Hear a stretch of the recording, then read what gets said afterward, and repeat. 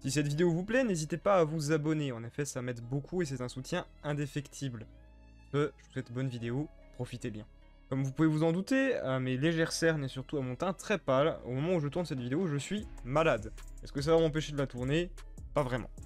Cette vidéo, c'est un format assez particulier en fin de compte. En effet, elle risque d'être courte, elle risque d'être très floue et elle risque de partir dans un peu tous les sens. Et au final, elle risque même de vous faire vous poser plus de questions que vous donner des réponses. En somme, cette vidéo, elle sera comme son sujet, le temps.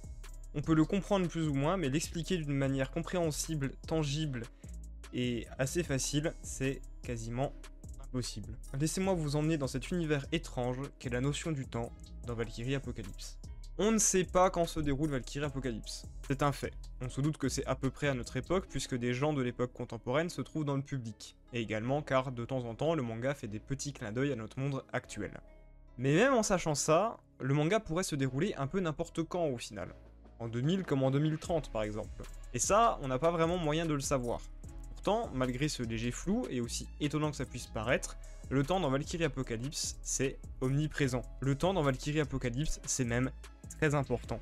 Et à mon sens, dans la finalité de l'œuvre, le temps et sa gestion prendront une place encore plus importante que celle qui lui a été accordée jusqu'à présent. Et après tout, quoi de plus normal que le temps soit aussi important dans cette œuvre? Réfléchissez-y, tous les humains sont issus de l'histoire, de faits historiques, et malgré pas mal de dérogations, il faut être honnête, le manga il essaie relativement de respecter l'histoire de ses figures et l'histoire avec un grand H.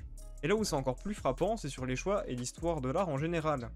Des œuvres traditionnelles japonaises, des affiches de films, des dessins et autres gravures de Gustave Doré par exemple, et je ne prends que ces quelques exemples-là, parce que dites-vous que d'autres références, il y en a bien plus. Les auteurs passent réellement le plus clair de leur temps la tête plongée dans des bouquins d'histoire en tout genre, et ça se ressent, ça se voit. Maintenant, dites-vous que tout ce dont je viens de vous parler là, c'était pour faire office d'une espèce d'introduction, certes bien trop longue, mais son objectif était très simple, vous faire comprendre que le concept du temps dans ce manga, il est aussi flou que concret. Il est présent, mais on sait pas vraiment comment le gérer. Maintenant, accrochez-vous parce que c'est maintenant que vous allez commencer à avoir mal à la tête et on va commencer à donner beaucoup de notions et de réflexions différentes. Pourquoi le temps dans ce manga semble si important? Qu'est-ce qu'il a de particulier? Qu'est-ce qu'il signifie vraiment? Quel est son intérêt? La réponse est simple, les humains comme les dieux, aucun ne peut contrôler le temps. Tous sont égaux face à ce dernier. Et vous allez me dire que les dieux ont des millénaires, qu'ils sont immortels? Oui, comme les humains présents au Valhalla en fait. Mais qu'est-ce qui nous dit que les âmes les plus faibles ne sont pas envoyées en Niflheim, comme à l'issue du tournoi lorsqu'un personnage meurt? Tout disparaît, à jamais. Les dieux aussi font face à cette fatalité, les guerres ils en ont connu, les pertes également. Mais ce qui me gêne le plus, je pense que vous savez tous ce dont je vais parler, c'est deux personnages en particulier, Zeus et Odin. Pourquoi ont-ils vieilli? Étonnamment, on se rend compte que les deux ont un pouvoir qui parfois semble lié au temps. Zeus, créateur du cosmos et de l'espace-temps, vainc Chronos, son père. Personnification du temps. A l'issue de ce combat, Zeus trouve le pouvoir d'arrêter le temps pour asséner un violent coup de poing à son adversaire. C'est une théorie fréquente, mais au fond, c'est logique. Si Zeus vieillit, c'est à cause du coup de poing hors du temps. Et pour le deuxième cas, c'est une discussion que j'avais eue avec Gantulga, que je salue d'ailleurs. Ce dernier avait remarqué la même chose que moi, le pouvoir d'Odin semble particulièrement étrange. Souvenez-vous, lors de la scène où ce dernier et Zeus interfèrent entre Bouddha et Loki, une fois seul, le dieu nordique sourit, et tout autour de lui meurt. Les plantes semblent pourrir et disparaître comme les combattants lorsqu'ils rejoignent Niflheim. Et au fond, si le pouvoir d'Odin, c'était pas simplement d'accélérer le vieillissement des êtres vivants, lui causant tout comme Zeus un contre-coup simple, la vieillesse. De plus, ce n'est pas la seule capacité liée au temps vis-à-vis d'Odin, souvenez-vous de son plan, de son potentiel œil de jade, de sa potentielle capacité de tout simplement voir l'avenir, lui faisant très bien savoir que les dieux grecs mourront lors du Ragnarok, lui permettant de prendre contrôle complet du Valhalla. Même outre ça, le temps semble particulièrement lié à bon nombre de personnages du manga. Combien ont un pouvoir capable d'interférer, voire de modifier l'avenir et l'espace? Sasaki pouvait voir toutes les possibilités qui s'offraient à lui, Bouddha voyait le futur de tout être vivant doté d'une âme, Tesla peut effectuer des déplacements instantanés, Nostradamus effectue des prophéties, mais moi ce qui m'a mis la puce à l'oreille, c'est un choix en particulier que les auteurs ont fait, celui du passé de Léonidas. Si vous l'ignorez, Apollon dans la mythologie grecque c'est un prophète, et c'est d'ailleurs l'initiale raison de son conflit contre Sparte. Lorsque Léonidas s'était rendu à Delphes pour savoir comment allait se passer la bataille des Thermopyles, l'oracle d'Apollon avait prédit une défaite certaine pour les Spartiates, ce qui n'empêcha pas le roi d'aller se battre évidemment. Maintenant, souvenez-vous de son flashback. La raison, elle est tout à fait différente. Apollon n'est absolument pas montré comme un prophète, et la raison de son conflit avec Léonidas, c'est la fête des Carnéides. fait qui empêchait et interdisait Léonidas d'aller se battre durant un temps donné. C'est tout de même étrange que malgré tous les pouvoirs liés au temps, le seul qui a été enlevé, c'est celui de la prophétie. La raison est simple, il ne peut y avoir que 2 prophètes pour le Ragnarok. Odin du côté des dieux, et Nostradamus du côté des humains.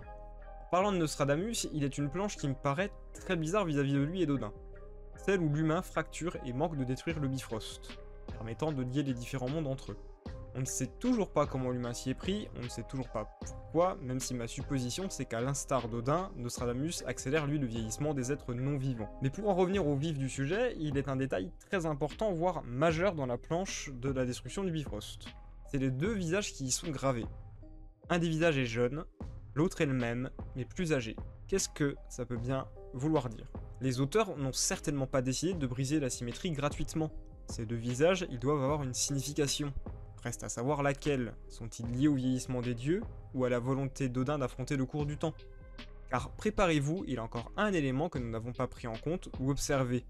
Celui de Gol et de la fin du Ragnarok. Oui, je sais, il y a déjà une vidéo sur la théorie de la fin du Ragnarok, c'est moi qui l'ai faite. Et les gens, ils aiment bien me rappeler en permanence que je me suis trompé sur les match-up. J'ai facilement une 30aine de commentaires dessus. Mais c'est pas parce que j'ai raté les match-up que la théorie est fausse. Le point le plus important de la théorie, c'était pas les 10 match-up d'ailleurs. Le point le plus important de la théorie, bah, c'était sa finalité. Je vais même en profiter pour faire 2 choses assez particulières, lier 2 théories entre elles, celle de Gol et celle de la fin du Ragnarok. Odin veut prendre le pouvoir pour régner sur le Valhalla. Il affrontera Nostradamus, les 2 ayant des pouvoirs de prophétie et de vieillissement, expliquant sans doute pourquoi Odin est un vieillard, et Nostradamus bien plus jeune que toutes les représentations qu'on peut avoir de lui. Odin veut la mort de la plupart des dieux grecs afin de prendre contrôle du Valhalla. Car, rappelez-vous, tous les dieux grecs sauf Zeus mourront, et tous les dieux nordiques sauf Odin vivront. Car oui, Nostradamus va finir par déjouer le plan d'Odin. Sa prophétie est vraie, les dieux gagneront le Ragnarok en l'état actuel des choses. Mais c'est là où la théorie de Gol entre en lice. Cette dernière est potentiellement sculde, je vais pas tout vous réexpliquer, donc regardez la vidéo. Pour faire court, Gol ment sur son identité, son vrai nom et sa vraie rune, c'est Skuld, la Valkyrie Norn qui tisse l'avenir. Un avenir que la Valkyrie peut tisser et modifier, mais ne peut pas voir. Un pouvoir que Odin recherche depuis bien longtemps, un pouvoir qui l'a motivé à créer les Valkyries. Car il n'est rien de plus puissant que quelqu'un capable de voir l'avenir et de le changer selon son bon vouloir. Malheureusement pour le dieu, la Valkyrie s'allie à Nostradamus, change le cours du futur, brise la destinée et la fatalité qui était attachée aux humains. Ces derniers sont enfin libres et remportent le Ragnarok. Maintenant, pour voir si tout ce que je dis est vrai, on ne peut qu'attendre. Car comme l'expression le dit si bien, seul le temps nous le dira. C'était Béléus, j'espère que la vidéo vous a plu, je vous dis à une prochaine, salut à tous.